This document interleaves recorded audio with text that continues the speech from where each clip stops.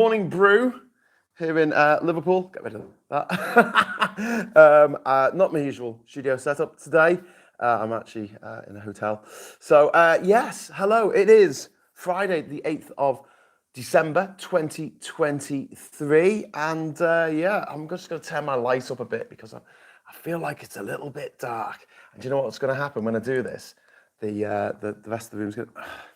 It's going to try and adjust. I don't know. Anyway, here we go, says Alex French. Lee says, Andrew Marr on LBC last night pointed out that Rishi set a deadline for March the 6th to get the bill approved, which also is the last date to set a May general election.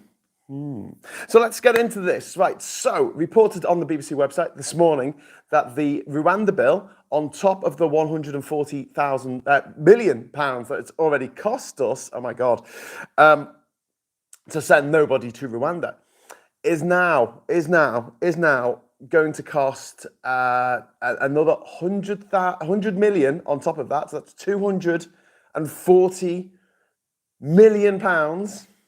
Okay, and there's another 50 million on top of that, by the way. So in all, 290 million pounds to send nobody to Rwanda, a policy that is not going to work. Even the Tory headbangers admit that it is not going to work. I mean, come on, come on, seriously. And we live in a country in which veterans sleep in the doorways of abandoned shops, where nurses queue for food donations like we just lost a fucking war. 16 years of no economic growth whatsoever. In fact, we've gone backwards in real terms because our population has grown by 10%. Our population has grown by 10%. Our economy since 2007 has grown by 0% in US dollars. Sometimes the Tories like to measure it in pounds. Look out for that, because the pound's not worth as much as it was 16 years ago. So it's easy for them to say, well, you know, looking at these Zimbabwe dollars, we're now all billionaires, if you think about it, trillionaires, really. Yeah. Just jump into your chat. Make sure you can all hear me. Hello from France. We sent more Home Secretaries to Rwanda than migrants. Yeah, we sent three Home Secretaries, so Priti Patel, Cruella Braverman, and now we sent James Not So Cleverly. And James Cleverly, who famously said of this whole policy that it was batshit, which was brilliantly lampooned yesterday. Sorry, my light's falling down. It's a bit of a jerry-rigged setup, this. Famously, yesterday, we had...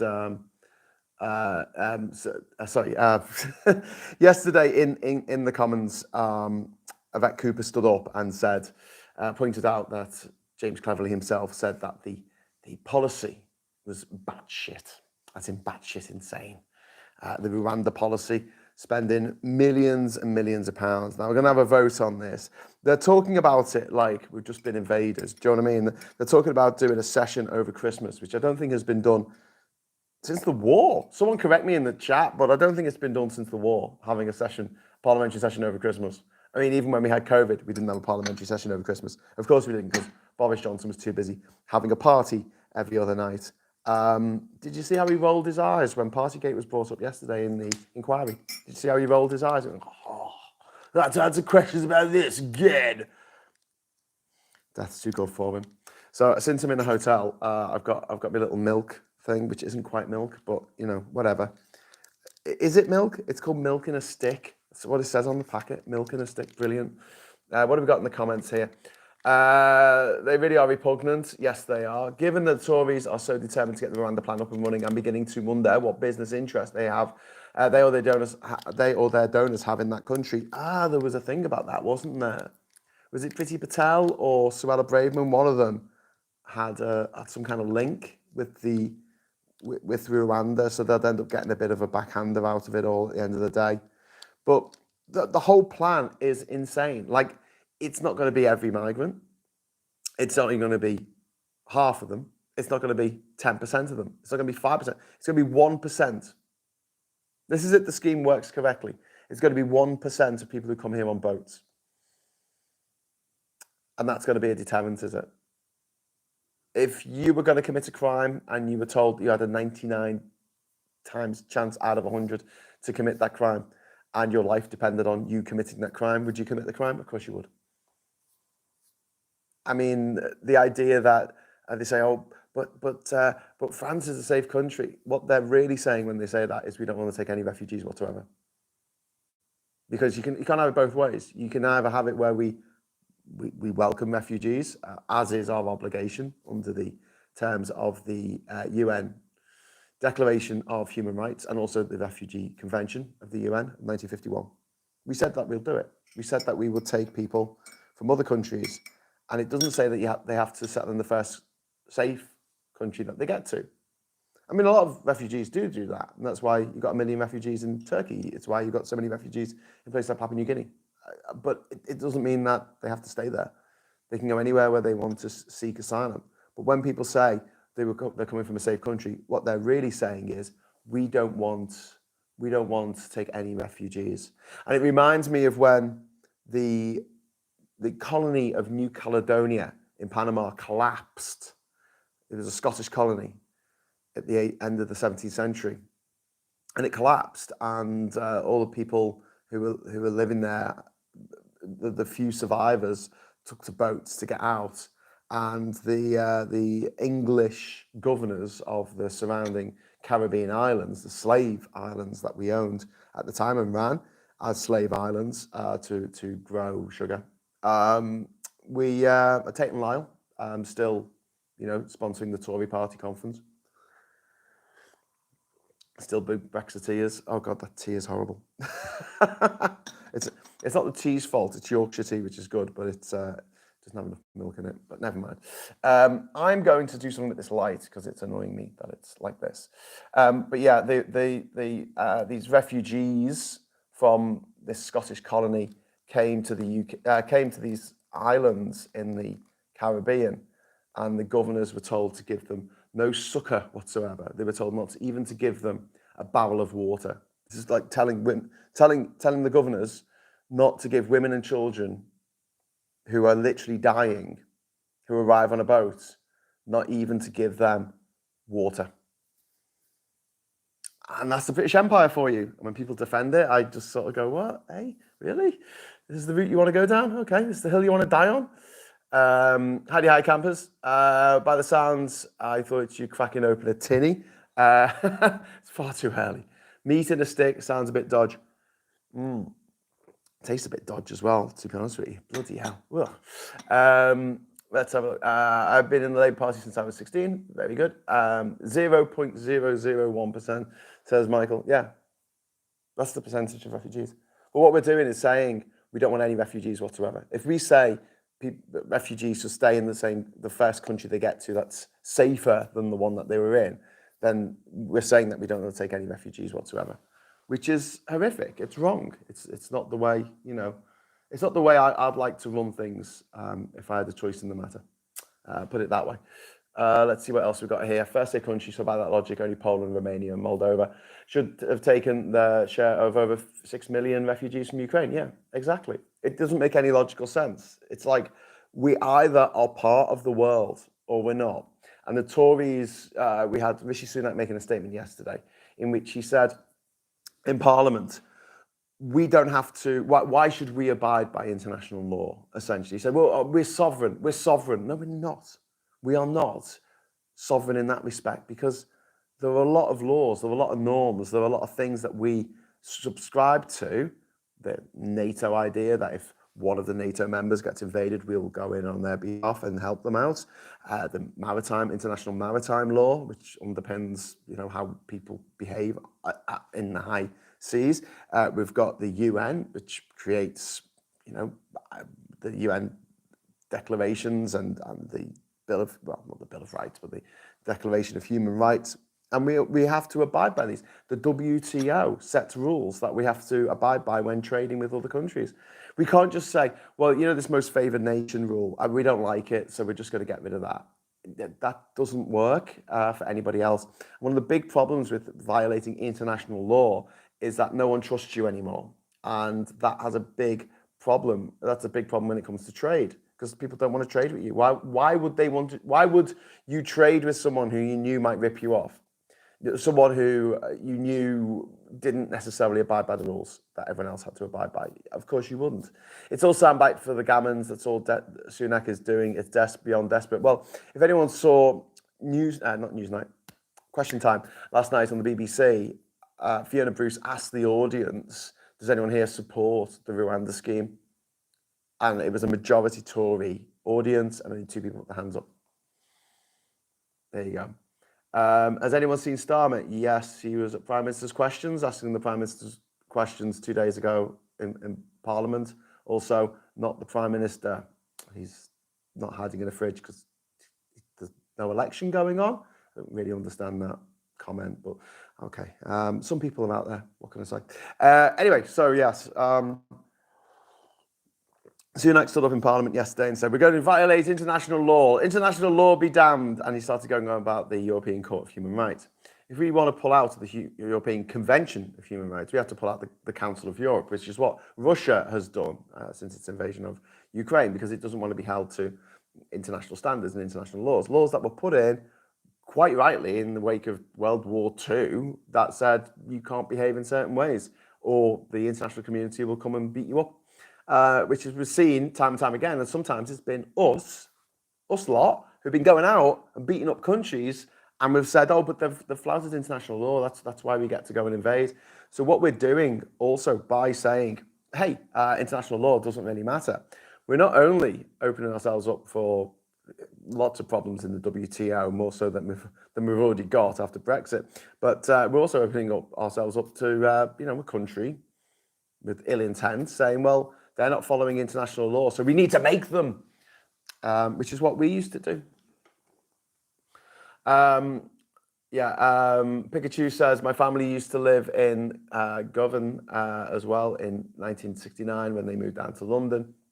Can the UK rejoin the EU with Labour in power? Yes, of course it can. I don't think it's going to be something that's going to happen anytime soon, not by any stretch of the imagination. Because the apparatus of state, should we say, is against us going back in. People don't have the stomach for another 10 years wasted while we argue about our position in the EU.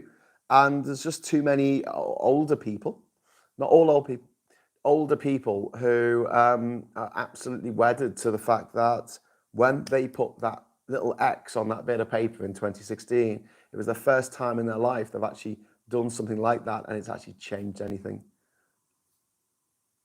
Anyway, I'm gonna have to just adjust this light properly because it keeps slipping down and it's lighting me up like I'm telling a horror story. So if you just bear with me 1 second while I adjust this bloody light. Actually, should I just get rid of it? Just get rid of it. Is that better? No, I look really bloody. I look really dark now. I'll put it over here. I got criticism for my videos looking too swish. I was obviously being funded by George Soros, apparently. I was like, swish, are you kidding me? you want to see my setup? It's all like it's like the inside of the TARDIS or the Millennium Falcon. Not the new TARDIS, because that's far too shiny, but the old style cables everywhere. Secondhand shit. Hindenburg says, Dick Sonia, I don't know if are you talking about the blimp or the actual person who put Hitler in charge, I think. Talking about this is scarier than a horror story. If you're talking about Tories, it is a horror story, says Sarah. Graham problems with camera, Fiat, fix it again tomorrow. Yeah, indeed. As an older person, I voted to join the EU originally and remain in the advisory referendum. Stephanie, that's what I said. Not all old people, but it has to be mentioned at this point that in the latest survey of 18 to 24-year-olds, only 1% say they're going to vote Conservative. 1%. Oh, I wish young people voted more. But they don't. Graham, you look fab. Thank you very much, Lisa. If the Lib Dems become the opposition party, then maybe the UK can rejoin the EU around 2030, but that's wishful thinking for now. No, I think Labour will take us back in. I think that what's going to happen is Labour are going to get in and they're going to spend the next 5 years fixing all the Tories' mistakes. 16 years, no progress on our economy at all. I don't think we've ever had that length of time where our economy hasn't grown in any way since the reign of Queen Elizabeth, not the second, the first. It's pretty tragic. But I think what's going to happen is that Labour will get in, and then people like us, you watching this, and Labour Social in general, and other people who are very vested, have a vested interest in us rejoining the EU. We want to leave a better country than we found it.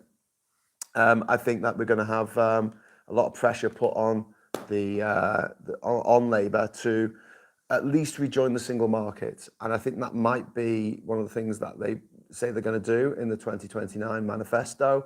Hopefully Labour win that, and then we'll rejoin the single market. And then once we rejoin the single market, that doesn't have lube up our entry into the EU proper, because it's so dark in it. Why is it so dark in here? It's because it's dark outside. It's just really slate grey skies today.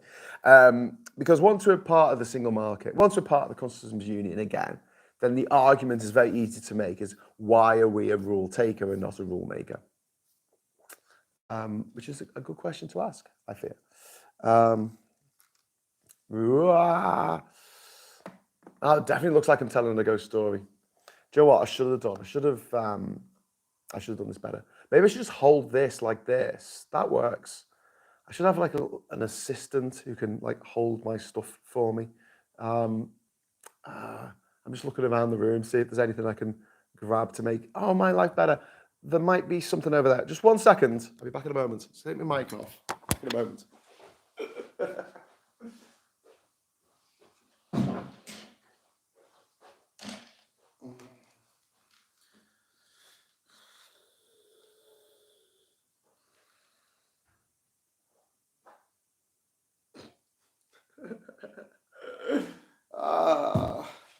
Okay, it's not perfect.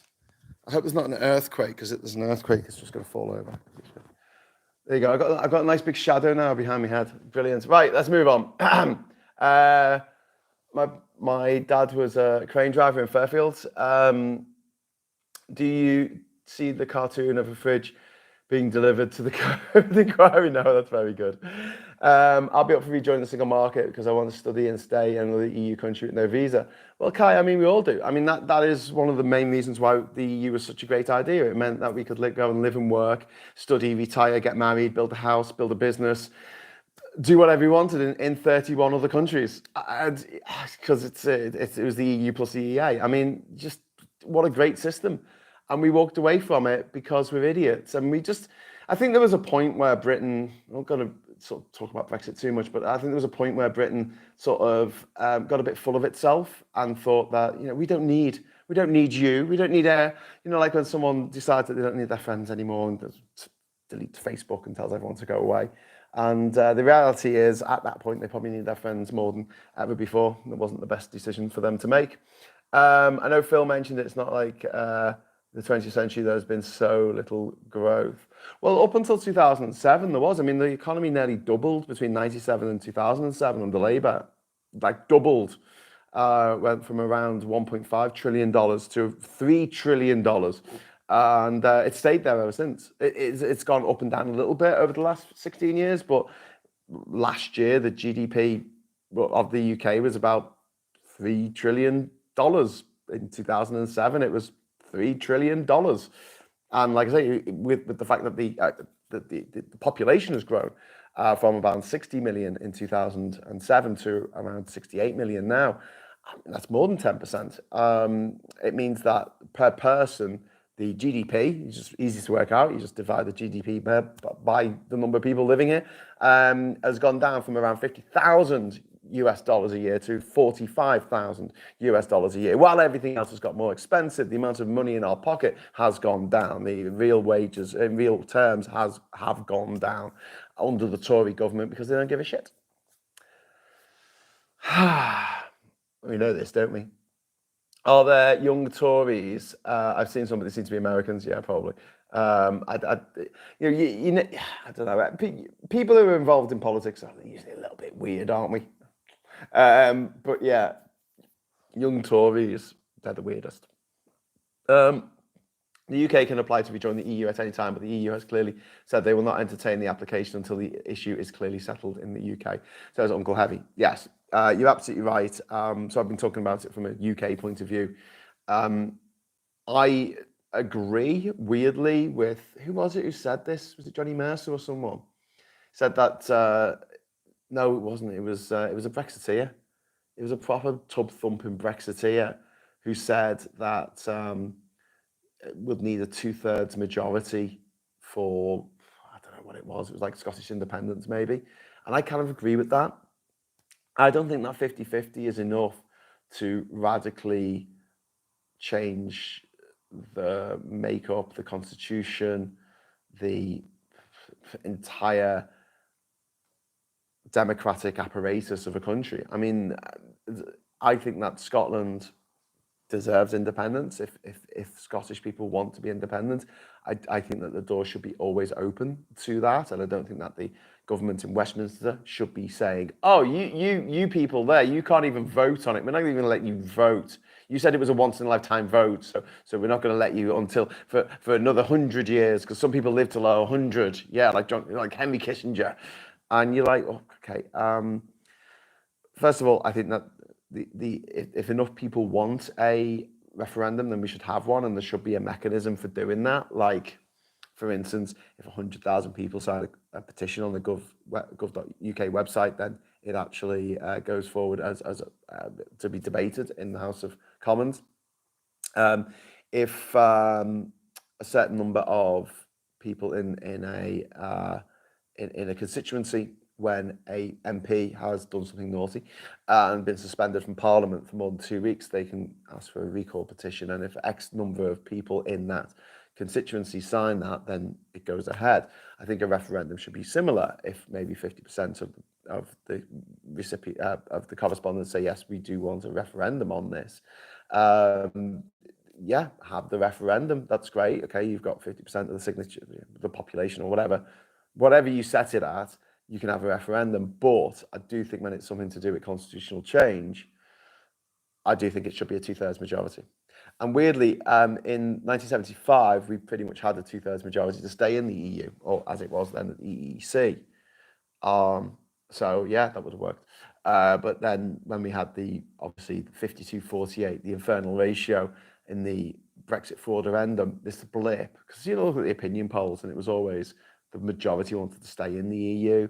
And then there was this huge concerted effort by foreign actors, by Russia, by all of the fascists, by every Nazi you'll ever meet, to get us out of the EU because they're a bunch of racist, xenophobic shitbags. And don't forget, two things about that horrible man, Farage. First of all, his wife was German. His children were spoke German in the house. So when he talked about having to listen to foreign people on the train or on the bus, not that he ever gets a bus, that was upsetting to him. It's like you hear a foreign language every day at home. And the other thing is that we need to remember about Nigel Farage is, that plane crash that he was in, and this, I don't think this is explained enough.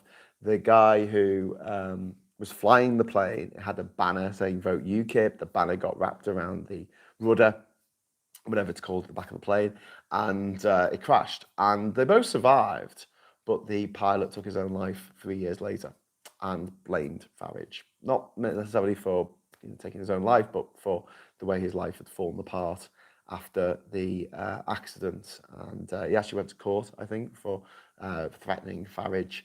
But it's worth repeating that, if you were in a situation like that, and you were in it with another human being, I don't know about you, but I would go out of my way to make sure that they were okay. That's just what I would do. I wouldn't, ghost them or ignore them or make them feel like shit. I just wouldn't, because I don't know if I'm a decent human being, but at least I'm trying to be, which is more than I can say for Farage. who is an absolute fucking monster. Right, moving on. The fascist bastard. Farage is an older Sunak, but Farage actually has charisma. Charisma? Yeah, he likes a pint and a smoke. He's still a privately educated wanker. Ex banker in the City of London, was it? Or junior investment clerk? Something like that. It was only 50-50 because it was meant to be advisory. The Supreme Court said that if the enforceable referendum, then it should be a supermajority. That's from sure. Yeah, exactly. And a lot of the illegality that went on was excused by the fact that they said, oh, it wasn't legal. It wasn't a legally binding referendum, so we could get away with literal murder. So anyway, back to the Rwanda scheme. There's going to be a vote next week, I think, in Parliament. I think on Tuesday, is it? And Rishi Sunak made a speech yesterday at 11 o'clock where he was actually asking for votes from the Labour Party. From the Labour, can you believe this? The Prime Minister of the United Kingdom, who has a 50-seat majority, was asking very nicely if Labour would possibly consider, helping them out, doing us a favour here. Oh my God. Like, seriously, he's got a 50-seat majority. It used to be 80, but, so many Tory politicians are wrong-uns. It's now about 50. And we're going to have a couple more by-elections in the new year. We've got Scott Benton in Blackpool South, and we've got, who's that horrible man who's on his way out? It's not Bill Cash, it's the other one. I've forgotten his name now. Peter Bone. He's on his way out as well. By the looks of things, so yeah, the majority is going to be even smaller. But yeah, the fact that the Prime Minister is saying, "Oh, we need to get this stupid bill that won't work and is costing the taxpayer millions of pounds, over £250 million at a time when we haven't built the hospitals that we said we were going to build, when we haven't helped out the schools that need to be sorted out because they've got rack concrete in them. We've got to we haven't even started pretty much on most of the high rises that have got unsafe cladding on them in the wake of Grenfell. In Australia, they saw what happened at Grenfell and went, "Stroof." That's what they say in Australia, "Stroof." We better do something about this. And they got rid of all of the cladding on the buildings that was flammable. All of it. Government initiative, they got rid of it all. Whereas in the UK, we've left it to the market to decide. Because the market is this amazingly moral way of doing things. It means that whenever you do a public good, someone gets some coin out of it. Obviously, because that's the way that the Tories think. Where's it? Sod the morals. Where's the money? I have an island. I have an island there. I do have an island in Panama, which is why I'm wearing my Panama pirate t-shirt. This is not the Black Magic pirate ship, which was used in the Pirates of the Caribbean movie. Or at least the masts were, I think. Let's have a look. By-elections, and Labour's response was summed nicely by that Conservative tweet. Oi, oi, Labour, do us Tories a large one, please, cheers. Thank you very much. Titchy short pants. Brilliant. If Labour did vote for the Rwanda safety bill, I won't be able to vote for them. If they do anything less than vote nay, I consider Starmer the enemy. Is that what they're calling it? The Rwanda safety bill? No, Labour are not going to vote for it. I can guarantee. I'd be very surprised. They voted for a bill that was a Tory bill that they know is going to fail, and having Yvette Cooper stand up in the House of Commons and basically rip the Tories a new one. It was quite a phenomenal speech. It was on Wednesday. Sorry, it wasn't yesterday. Where she just pointed out how crap the Tories are at everything. Cannot even organise a piss up in a brothel. I mean, one of the things that she pointed out quite rightly is that, like, they are so inept that you would think sending some people to Rwanda wouldn't be that complex if they had thought about how to do it. But the way that the Tories approach anything is really pig-headed. It's really like, we've come up with this idea. okay, cool. How are we going to do it? Oh, don't worry about that. It'll all sort itself out. And talking about breaking international law in a limited and specific way is dangerous. It's really dangerous. And you see these dictators around the world, these autocrats, are looking at this going, oh, yeah, well, if Britain can violate international codes, then so can we. Ha ha ha ha ha. No one can stop us now. And which brings me around, because I just want to mention this before I go, about the dire situation in Ukraine at the moment. Obviously, the world's attention has been focused on Gaza and Israel for the last couple of months. Quite rightly, what's been going on there is beyond horrific. But what's happening in Ukraine is that the US, because the US is now being run by a bunch of communists called the Republican Party, who want everyone to be the same. They don't want anyone to be gay. They don't want anyone to be trans. They want everyone to have the same name and use the same pronouns, even if they're male or female. That they want to prop up, I don't know, the remains of the Soviet Empire, which is Russia and Belarus and a bit of Georgia that was taken in 2008, and Crimea and 1/5 of the former territory of Ukraine, in the Donbass region over there in the east. And because these communists like Lauren Boebert and that, got felt up in the theatre, and that, what's her name? That woman, she's dreadful, Marjorie Taylor Greene, and Rick DeSantis and Trump and all those communists, because of them and because of their communist tendencies, that they want everyone to be the same, everyone to look the same, everyone to buy the same products from the same, state-run apparatus, which is basically the state is run by a company and the company is a state. Do you know what I mean? Like that's the future that they want. They don't want to give money to Ukraine to fight against Russia because Putin is their best buddy. Because he's a talisman of the great communist past of the Soviet Empire when it existed, which comprised of 15 countries and now comprised of 2.5. So yeah, it's just one of those things that they are in power in a certain way in America, not absolute power, but the Republicans have got such a small, slender majority. It's hard for them to pass anything because I think they've only got a majority of 4, which was whittled down to like maybe a majority of 2 after a couple of special elections that they're going to have over the next couple of months, I think. It means that the funding to Ukraine to keep fighting against the Russians has stopped. That is a huge problem. That's a huge problem for. Oh, the light's gone out now. I ran out of batteries. That's probably time to wrap up then, isn't it, Graham?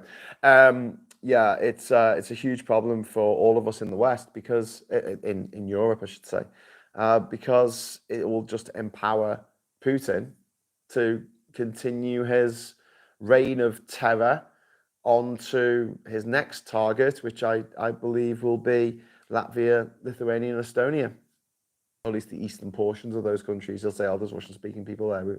I want this," and they're members of NATO. And then, if Trump is elected next year, all bets are off, my friends. All bets are off.